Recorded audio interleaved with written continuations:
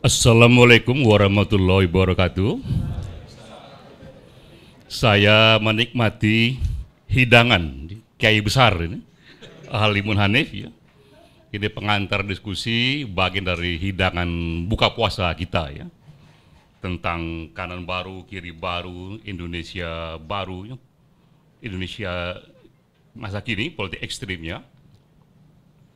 Saya hanya ingin memperkaya diskusi dengan menambahkan data dan juga studi perbandingan. Kira-kira pertanyaan besarnya itu adalah di era super modern seperti sekarang, di era digital, di era Google, bagaimanakah kita harus melihat dan meletakkan posisi ideologi di era yang begini kompleks ya. Saya mengutip Benjamin Barber.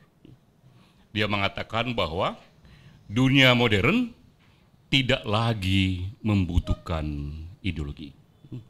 Yang kita butuhkan sekarang ini adalah public policy yang problem solving. Karena menurut dia, dunia modern ini terlalu kompleks untuk dikerangkeng oleh kerangka berpikir ideologi manapun, ya, sehingga akhirnya yang dibutuhkan adalah sinergi, aneka ideologi, dan pemikiran lain dalam policy yang terukur, yang sifatnya problem solving, menangani masalah-masalah kita. Ya. Nah, Benjamin Barber ini, dia sebenarnya menyatakan hal lain yang sudah dikatakan Deng Xiaoping 40 tahun yang lalu. Deng Xiaoping mengatakan bahwa tidak penting betul apakah kucing itu warnanya hitam atau putih, ya. Yang penting dia bisa nangkep tikus.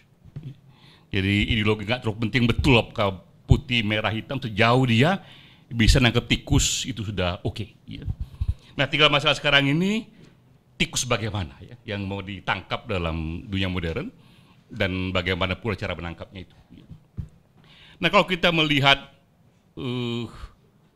harapan-harapan dasar manusia modern, apapun bendera ideologinya, sebenarnya mereka itu mengharapkan hal-hal yang tak banyak bedanya. Ya. Bahwa mereka mengharapkan bahwa basic need mereka terpenuhi, apalagi jika bisa ekonomi sejahtera. Ya. Jadi basic need dan ekonomi sejahtera. Ya. Mereka mengharapkan hak asasi mereka diakui, ya. Dan mereka mengharapkan hidupnya happy. Ya. Nah, itu tiga hal yang paling tinggi ditemukan di banyak survei, dan ini pula yang dibaca oleh PBB. Ya. Karena kemudian PBB membuat satu badan, namanya itu Sustainable Development Solution Network, mencoba memformulasikannya dalam indeks. Nah, keluar itu namanya itu World Happiness Index.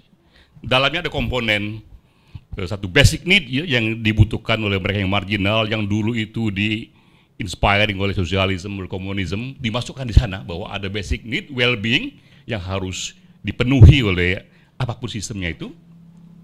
Di situ juga sudah ada hak asasi yang diukur melalui freedom to choose lifestyle, ya, yang diukur juga, sudah ada juga measurementnya, dan juga ada pemerintahan yang bersih dan macam-macam bentuknya itu dibikinkan indeksnya itu, sehingga terukur. Nah, ini adalah program United Nations. Nah, dia melihat, jika ini ukurannya, di negara bagaimana semua inspirasi dari aneka ideologi itu terpenuhi. Ya. Baik yang dulu itu diinspirasikan oleh komunisme, oleh kapital, ada ideologi lain itu ada semua di situ ya, dalam World Happiness Index. Ya. Nah, muncul datanya itu, ada 157 negara. Dibikin rankingnya, itu dikuantifikasi, terlibat di sana banyak para ilmuwan ya, termasuk yang menerima Nobel.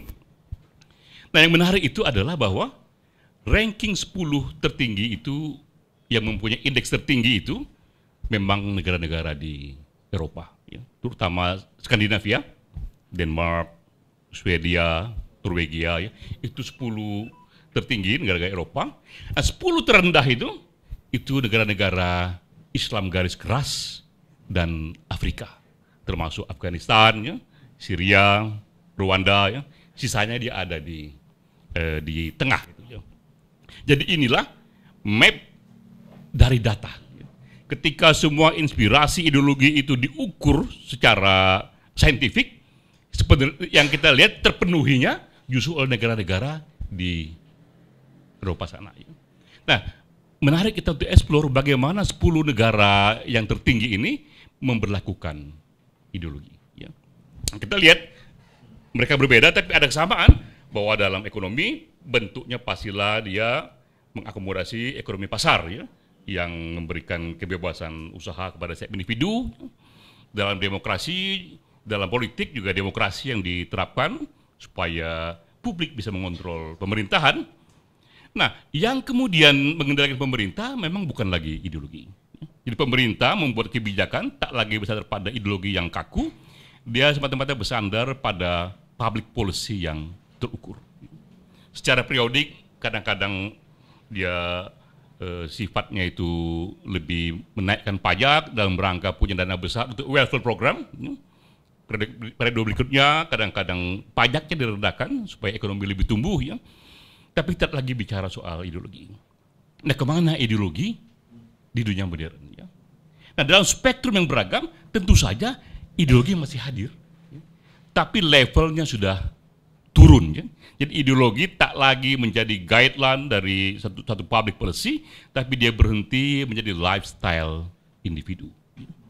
Jadi individu di sana bebas saja dia, apapun yang ingin diyakini, dia di Eropa pun, di Amerika pun masih ada itu komunisme, ya, ada juga nazisme, ada fasisme, tapi dia berhenti sebagai keyakinan individu yang tak lagi punya banyak pengaruh. Ya. Nah, itu yang terjadi, ya, di dunia modern. Semua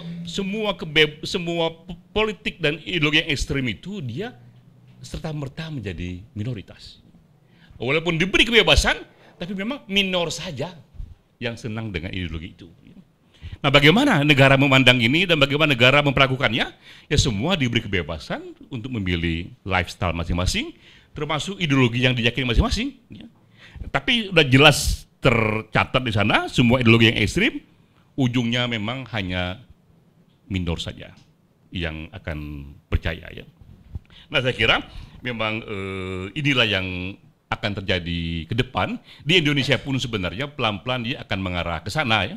Yang paling mudah kita membaca dari partai politik. Ya. Karena semua partai politik sekarang ini dia dibolehkan memilih apa yang menjadi platform dia.